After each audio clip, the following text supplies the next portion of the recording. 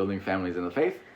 I am Brian Johnson, and this is my lovely, wonderful wife, Rebecca Johnson, and we are excited and thrilled that you are with us once again.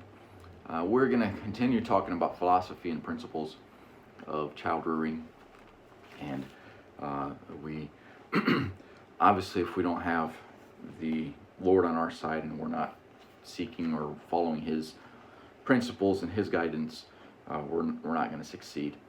In Colossians 3:21, the Bible says, "Fathers, provoke not your children to anger, lest they be discouraged." And here's one of three areas that most preachers will preach about in child rearing. There's obviously more, but these are the focuses. Provoking not your child to anger is one of them, and we see that the end result of not provoking, or when we do provoke them to anger, is discouragement. And of course, it's a whole lot easier to go through life if we're not discouraged, if we're on top side.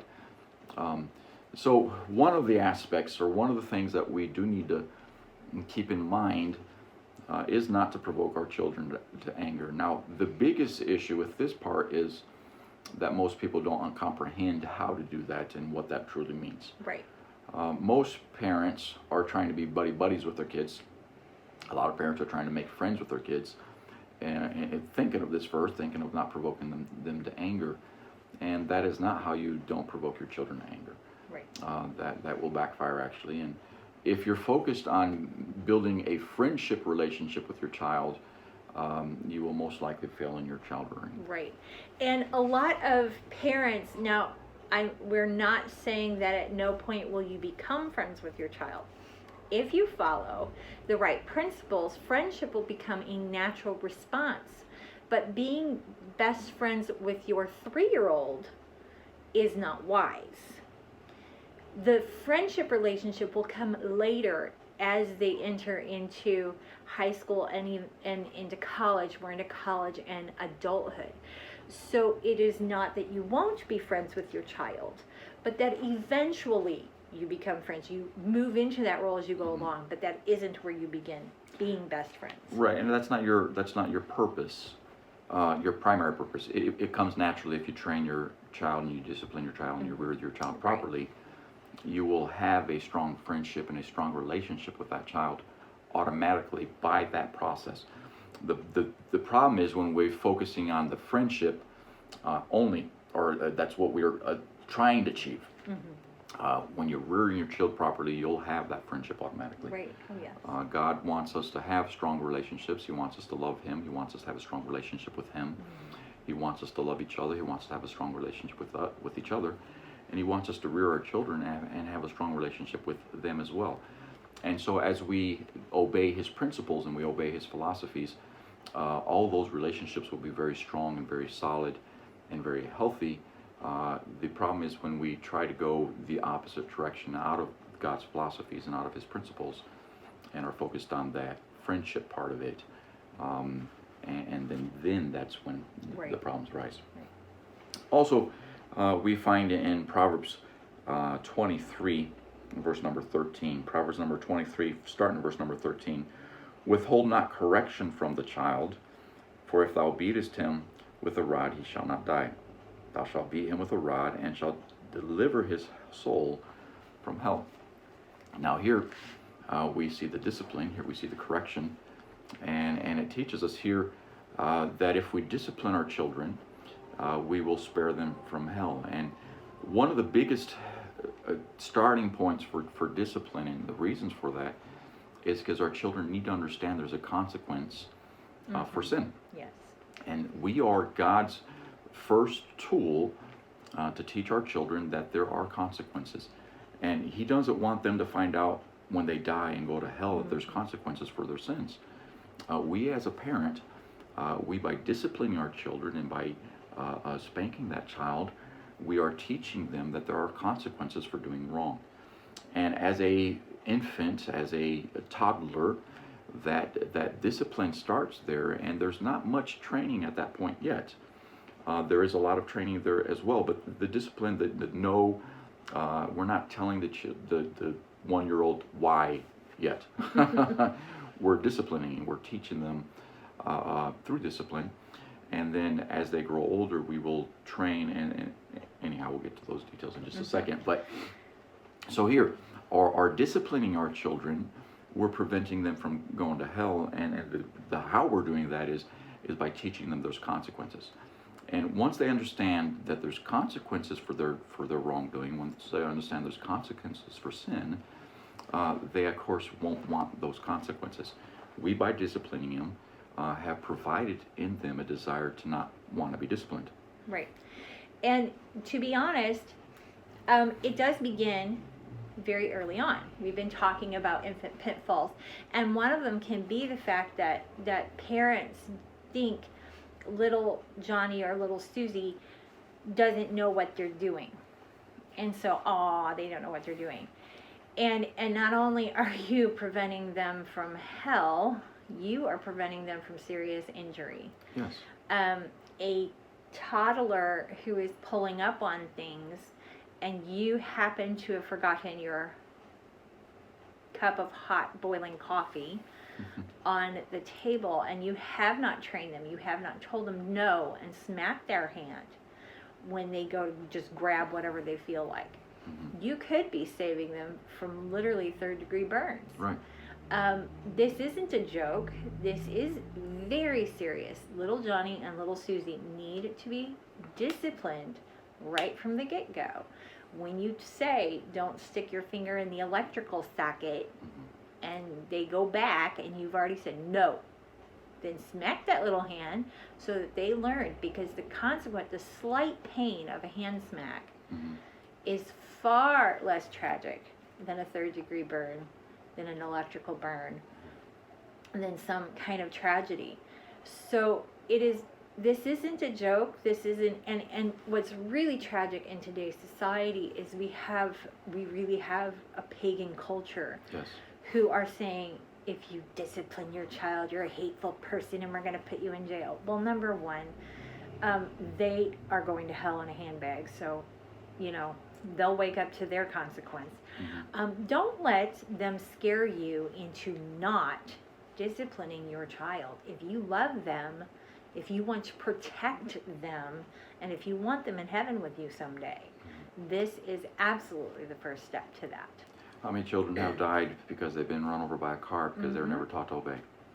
And the parents seen the vehicle coming, they yelled no, stop, or whatever. Man, that child doesn't know how to obey yet, hasn't been disciplined, hasn't been corrected, and they continue running and they get run over by cars. And we have running over kids consistently and all the time. And I think the biggest reason for that, it's not the only reason, obviously the parents don't always see it, but a big reason for that is because we have not disciplined our children. So here the passage teaches us that through the discipline, through spanking, through correction, we will help prevent our children from going to hell. And then also in Proverbs, this time chapter 22 and verse number 6, Proverbs 22, verse 6, train up a child in the way he should go, and when he is old, he will not depart from it. So we have the discipline, and the Bible teaches us that will help us prevent them from going to hell. And we have the training, the educating, the development of the child will help them to continue in that way for the rest of their life. The not provoking the child to anger will keep them from being discouraged. So we have three aspects here, and we have three things that unfortunately many people put them as separate. And okay, you can discipline your child, and you need to know how to discipline your child. And you can train up a child, and you need to know how to train up your child. And you can prevent from provoking your child to anger, and you need to know how to do that. But the truth of the matter is they're all the same. They all work together. They're one and a part of the other. True and correct discipline is often the last thing on the training portion. We train a child in a certain way, train a child to do certain things, and when they don't follow through with those trainings, then we discipline them. Now, it's not always the case. I would rather you smack a hand that's going up to touch the fire, like my wife talked about 3 degrees burns. Even if you never trained them not to do that, smack their hand, that discipline will prevent them from hurting themselves. But if we train them, we can keep them not just that one time or on different occasions. It's like giving a child food and training them how to prepare their own food as they grow up. So our training process and our discipline process is all involved all together. It's not a separate identity, it's not a separate process. And when we're doing those two properly, we will automatically have the third, we'll have their hearts. Right. So let me put this a little, just really practical here. You have an infant, and this is a problem I'm seeing with the younger generation right now. You have gotten this idea of train up in the sense of I'm going to explain every single thing I'm doing. Okay, when you have an infant and a toddler, and I'm really talking quite frankly through about 6 or 7 years old, Mm-hmm. there's absolutely no need to explain. Right. They need to understand that you're going to do it because I said so, Mm-hmm. not because I'm going to give you a 10-foot long explanation. We're seeing this across multiple cultures where a mother will sit there and be like, okay, now here's the reason, and we're going to reason it out like we're all psychologists. Children don't need that. No.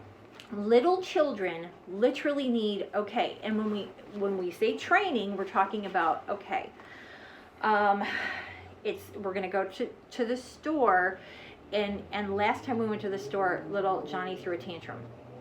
So this time, before we go, we're going to prepare. Number one, we're going to make sure it's not during nap time. That's your own fault, Mom. Number two, we're going to play at home. We're going to say, okay, here's a candy. Now, Johnny, I want you to ask for the candy. And I want a candy. And you say no. And Johnny can't throw a tantrum. And then sometimes you act like you're throwing a tantrum because they think it's hysterically funny when an adult does what they do. And it wakes them up. So that's pre-training before going on an activity. So that's what we're talking about training, not sitting and psychologically telling them why and why not at the age of 6 months. At infant, literally through about 7 years of age, the psychology they need is because I told you so. And here's why. God does not very often give us a blow-by-blow psychological explanation as to why we're doing things. Right. And they need to learn that we trust God in faith for our salvation. We trust God in faith for a lot of things. Mm-hmm. And if you have had to psychologically explain every step, they aren't going to get it. Right. They're going to become questioners of the faith. They're going to doubt God because God doesn't take the time, and you know that as an adult. And that's the point. You need to have a goal. And the goal isn't to be the best friend of my child, and it isn't to smack my child because I was embarrassed because I failed in my parenting. Right. That is not proper discipline. It is a goal of I want my children to go to heaven, and I want my children to serve the Lord and to follow God, even if they don't understand everything. Sometimes it's because Mommy said so. Right. Because Often. Daddy said so. Right. And so literally from birth to around 7 years of age, you don't need to explain a thing to them. Now they're going to get into the but why stage, and we'll talk about in the future how to deal with it because that can be exhausting. The but why, but why, but why. So we'll talk about that, but this is referring to how do you become best friends in Right. the future? It starts at the crib. And part of it is also, like she said, as an infant, the development or the training portion of it is the consistency of no's, the consistency of smacking the hand if they disobey, the consistency of a discipline. And so part of the training is that consistency of, okay, every time they disobey, they get punished for it. Every time they don't obey that no command, they're disobeying, therefore they get punished for it. And so it's a training process. Sometimes the whole training process is the consistency of a discipline to that child.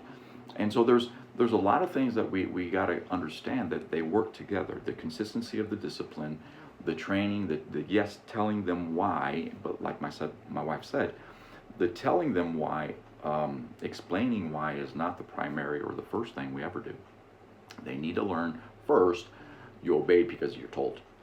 The training them and the telling them why is so that in the future, when they're adults, they know what they're doing and they know why they're doing things, so that they can train their kids and what they're supposed to train their kids. Right.